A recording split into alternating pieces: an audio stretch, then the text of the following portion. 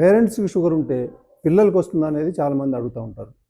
అయితే ఇప్పుడు దీన్ని మనం ఎలా డిసైడ్ చేసుకుంటామంటే, ఇప్పుడు ఒక ఫ్యామిలీలో ఒక పేరెంట్స్కి ఉంది, తాతకు ఉంది, అమ్మమ్మకు ఉంది, ఇంకా ఆ ఫ్యామిలీలో చాలామందికి ఉంది.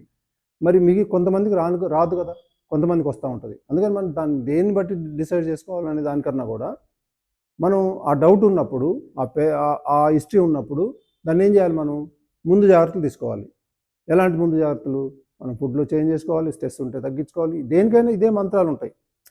స్ట్రెస్ తగ్గించుకోవటం, ఫుడ్ కరెక్ట్ తీసుకోవటం, అలవాట్లు మార్చుకోవటం, ఇదే. ఇప్పుడు దీనికి అసలు భయపడాల్సిన అవసరం లేదు. ఎందుకంటే నేచర్ మంత్రాలు ఎంత హై షుగర్ ఉన్నా కూడా నార్మల్ చేస్తున్నాం. మరి ఇప్పుడు రానోళ్ళకి షుగరే రాలేదు, భయం ఉంది, ఫ్యామిలీ హిస్టరీ కోసం భయపడుతున్నారు. అప్పుడు ఇంకా దాన్ని తగ్గించుకోవడం అసలు పెద్ద సమస్య. అది అసలు రానే రాదు అసలు. అంతే కదా. Sugar, BP, thyroid, obesity, hormone ప్రాబ్లమ్స్ని మందులు లేకుండా నేచర్ మంత్ర డైట్తో రివర్స్ చేసుకోండి. స్క్రీన్ మీద ఉన్న నంబర్లకు కాల్ చేసి జాయిన్ అవ్వండి.